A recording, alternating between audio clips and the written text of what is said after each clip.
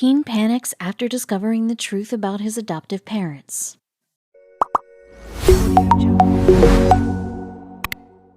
As anyone who has traveled for a long period of time can confirm, that home is where the heart is.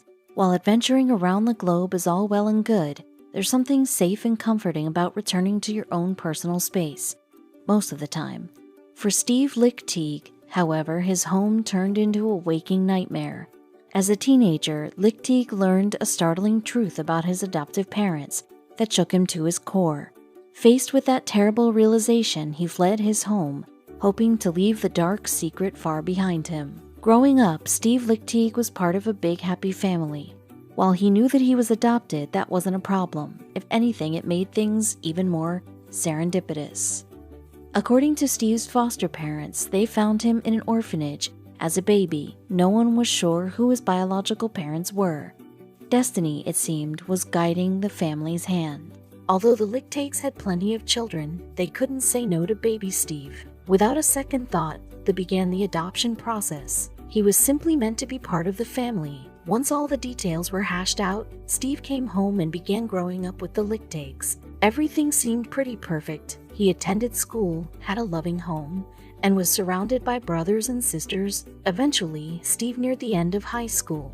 With graduation on the horizon and a military career waiting beyond that, he knew his life was about to change. A terrible surprise, however, was also waiting for the teenager. On the night before graduation, Steve was hanging out with some of his friends. Everything was going great until two other guys, Vance and Alan, told Steve that there was something he needed to know. Alan and Vance explained that they actually knew the identity of Steve's biological mother. While Steve wasn't sure how his friends could have found her without a DNA test, he couldn't believe what they said next. They explained that someone named Joni was actually Steve's real mom. There was one problem, though. Steve already knew exactly who that was. Joni was his older foster sister. To make matters worse, Alan and Vance weren't the only ones who knew the Lichtig family secret. Apparently, the entire town had shared the gossip, but no one ever told Steve. Despite that revelation, Steve didn't immediately react. While he tried to put the possibility out of his mind, he couldn't ignore the truth. Eventually, he needed to confront the woman who raised him from his earliest days. One night, Steve's foster mom caught him in a sort of compromising situation. While that proved to be an awkward moment, it gave him the perfect opportunity to learn the truth. The next morning, my mom turned on one of those television preachers and she turned the TV up really loud, and the preacher was teaching abstinence, Steve told NPR. Then, he laid his cards on the table. "Oh, did you play this same thing for Joni?" he asked. "Did you teach Joni abstinence, as she got pregnant with me?" While his mother tried to deny it, there was no going back. It turned out that, as a young woman, Joni clashed with her mother, Mary Jane. When she was 20 years old, Joni finally had enough. She left home, set out on her own, and moved to California. In California, she met a charming older man with an alluring accent. Before long, Joni was pregnant with his child. Their relationship, however, wouldn't have a fairy tale ending. As a young woman who was pregnant out of wedlock, Joni returned home. Since her relationship would have caused a scandal in suburbia, Mary Jane had a solution to hide the illegitimate child in plain sight. Rather than letting Joni raise Steve, Mary Jane decided to claim him as her adopted son. While everyone around town knew the truth, it gave everyone plausible deniability. No one, other than Alan and Vance, could bring themselves to spill the beans. Understandably, that revelation had a major impact on Steve. Everything he thought he knew about his life had been a lie. After leaving home, he and Joni found some peace. Blood, after all, is thicker than water. Not the best, but it's not horrible either, he explained on the Today Show in 2019. "It's just been hard for me. I feel like we are ultimately going to be in a good place." But their example encouraged other adoptees to seek out their biological families and share their stories too. But it was another grown man's story that especially touched Steve. A man named Guerrero explained that ever since he was separated from his mother, he felt something was missing. A piece of him was gone that, in time, he knew he had to reclaim. The same could be said for Guerrero's mother too, who was heartbroken when circumstances forced the pair apart. But even after almost 5 decades, mother and son kept hoping to meet again. For Guerrero, that search started when he used several different methods to locate his birth mother. And the questing son's efforts paid off when he saw a photo of a particular woman and knew he had found her. When Guerrero confirmed the woman in the picture was indeed his mother, he reached out to contact her. Thankfully, she was ecstatic to hear from him, and the pair arranged to meet. All that remained, then, was their reunion, which took Guerrero back to his place of birth. There, he experienced one of the most emotional moments of his life. Guerrero was born in Austin, Texas, at Brackenridge Hospital in June 1972. However, the event was both a joyous occasion and an emotionally shattering one. That's because Guerrero's mother was just 14 when she gave birth. As a result, she chose adoption for the baby, so it was also the day the pair had to say goodbye. But 47 years have passed since then, and a lot can change over the decades. For example, Guerrero no longer lives in Austin, having since moved to Abingdon, Maryland. During that time, he married a woman called Jennifer and got a rather unusual job. He, in fact, herds goats for a living. To be more specific, Guerrero is the lead goatherd for the Department of Transportation in Maryland. According to Facebook, that means he herds goats as a vocational activity. The social media site also goes on to describe the position as similar to a shepherd who herds sheep. So the man is clearly an animal lover, too. Unlike Guerrero's job, however, his adoption situation isn't unique. Indeed, according to the Adoption Network, American families adopt 135,000 children annually, and there are over 1 million adopted children in the U.S. alone, and that's not including the 428,000 strong children in foster care who struggle to find a forever home. Some, in fact, might never find a willing family. Thankfully, over half the infants placed in private adoptions, however, are snapped up in the first month of their lives. And although it's unclear how many families are waiting to adopt, it could be as many as 2 million households. So, it sounds like Guerrero was one of the lucky children who found their way into a waiting home. 47 years ago, Guerrero's 14-year-old mother thought someone else could provide her son with a better life. With this in mind, she placed him with an adopted family, but he always felt he was missing something. There's a connection, a bond with your mother, he told CBS Baltimore in 2019. I can't really explain it.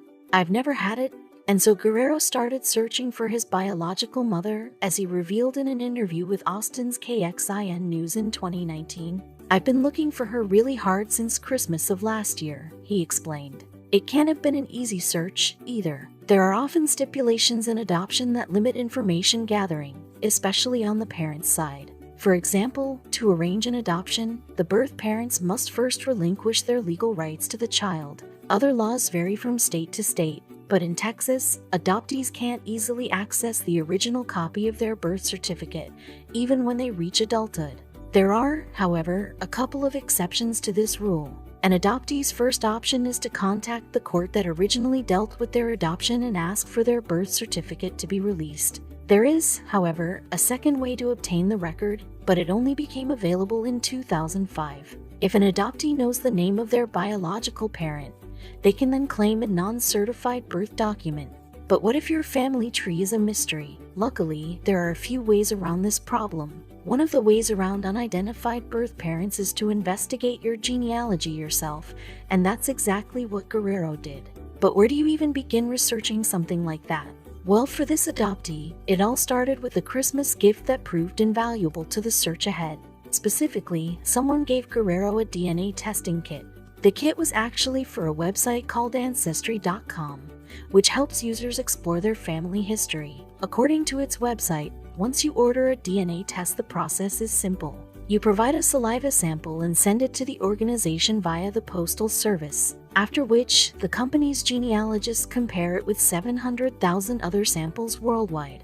Ancestry is a cutting-edge testing service that utilizes some of the latest autosomal testing technology to revolutionize the way you discover your family history, the Ancestry.com website states. This service combines advanced DNA science with the world's largest online family history resource to predict your genetic ethnicity and help you find new family connections. Ancestry.com continues, maps ethnicity going back multiple generations and provides insight into such possibilities as, what region of Europe are my ancestors from?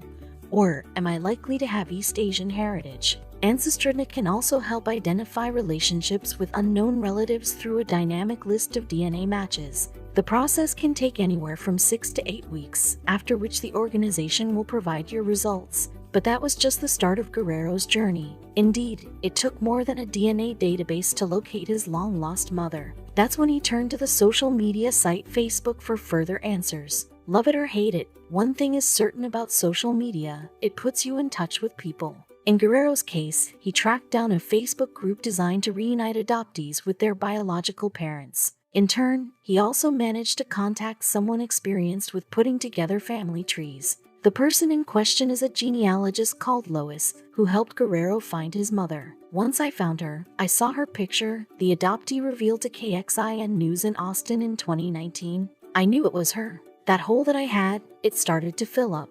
I can't wait to meet her. Guerrero then spoke to his mother on the phone, and at some point, they arranged to meet up. So he headed back to Austin, purchased some flowers, and prepared to see his biological mother for the first time. Fortunately, news crews caught their reunion on camera, and it was heartwarming. The video shows Guerrero's mom rushing up to him with an "oh my god" and throwing her arms around him. "It's so good to see you finally," she cries as she holds him tightly. Their meeting is so emotional that it brings them both to tears, which continue throughout their subsequent interview. "The last time I saw was when I held him in my arms as a baby," the mother said of her son. "And I was just a 14-year-old teenager, and it was very difficult to let him go." As for Guerrero, he explained during the interview that meeting his mom has completed him. "For me, it's filled a hole I've had in my heart for a long time," a tearful Guerrero said. "I'm whole again," he continued, hugging his mother and breaking down. "It's okay," she replied. "You're here now, we're together now." The pair then spent 5 days in Austin getting to know each other. Guerrero's happy reunion isn't the only joy-filled ending that DNA tests have helped produce, though. Indeed, an alternate genealogy website to Ancestry.com, MyHeritage, introduced an Ohio mother to her daughter after 30 years apart. It all began when Sue Bailey, née Ellis, discovered she was pregnant quite late into her term. In fact, the mom-to-be was 7.5 months pregnant when she found out she was carrying a child. In March 2019, Bailey, who is now 56, told the IJC newspaper that, unfortunately, she didn't feel properly prepared. She said, "I was not equipped to deal with a baby. It's not that I didn't love her." As a result, Bailey placed her daughter in an adoption program when she was born. However, the new mother always considered that her child might be curious about her beginnings later in life. "I made my choice on April 7, 1987, Bailey revealed. "It was her quest if she wanted to come find me." Shirley and Melvin Bayman then brought up Bailey's biological daughter as their own and named her Jenna. She grew up well cared for and loved, but her adopted parents didn't hide her origins. She told IJC, "They always told me I was adopted. I still had questions. I had to have answers." Bayman's search began in earnest in 2005, when her adopted mother passed away. Armed with her adoption records, she managed to glean a few scant tidbits of info. She also discovered her birth mother's maiden name, despite an attempt to conceal it with whiteout on the paperwork. The name Sue Ellis was, in fact, just visible when exposed to light. However, Bayman's quest didn't get off to a promising start. Her search for a Sue Ellis proved fruitless. "I could never find anything," she added, attributing the lack of success to her birth mother's common names. But DNA technology succeeded where traditional methods failed, thanks to assistance from MyHeritage. The family tree organization contacted Bayman offering to provide a DNA test for free, which she gratefully accepted. Fortunately, the results turned up some information that her earlier efforts couldn't. They pointed her to Massachusetts, where her biological great-aunt resided, who had additional breadcrumbs for the adoptees trail. She then discovered another family member. To be more specific, Bayman's great-aunt revealed that the adoptee had an uncle residing in Columbus. Oh, that was her next port of call, but it unfortunately wasn't a direct line to her birth mom. On the other hand, the uncle did have another piece of the puzzle. It turned out that she had a half-sister called Rachel who had a social media account. Fortunately, Bailey had the foresight to tell her subsequent children that they had a half-sister out there somewhere. So when Bayman contacted Rachel on Facebook, it was probably less of a shock than it could have been. Rachel gave Bayman her mother's phone number, and finally, 30 years after her adoption, she had a one-to-one with her biological mom. "Within an hour, I was talking to on the phone," Bailey told IJC. "That was an awkward conversation." On the other hand, however, it wasn't an unexpected one. As she elaborated, "To be honest with you, I was not surprised. It was shocking just how close her daughter lived, though. In fact, Bayman was just 45 minutes away by road in Loveland. Oh, so how did the family react to the mother-daughter reunion, and how do they feel about it now? Bailey always maintained that she wouldn't contact Bayman out of respect for her life with her adopted family. She left that decision in her daughter's hands. Was their daughter, Bailey said of Shirley and Melvin, but the adoptee herself had more than one more surprise for Bailey. She had a 5-year-old daughter of her own called Bonnie that made the 56-year-old a grandmother for the 11th time. And of course, Bailey had kids of her own to introduce to her long-lost child to as well. Bailey's son, 23-year-old Ariane, is one of them, and he couldn't wait to meet his sibling. "I always knew she existed," he revealed. "I just didn't think it was going to happen. I'm ecstatic."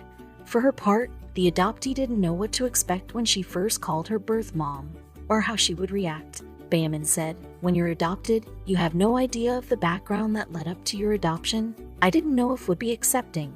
Now that she's met her biological family members, though, the adoptee knows that she worried needlessly." Indeed, since Berman found her birth mother, she's realized she was missing something all along. "I feel I've come full circle," she told the AJC. "I feel complete." As for Bailey, she hopes to see more of her daughter and granddaughter in the future, stating, "I expect a lot more visits." As technology advances and becomes more accessible, it seems that DNA testing is integral to uniting families. That's something that Berman can attest to. "If it wasn't for the test, I would probably still be looking for Bailey," she explained. Between that and the connection to people the internet provides, there's still hope for people searching for their parents and children.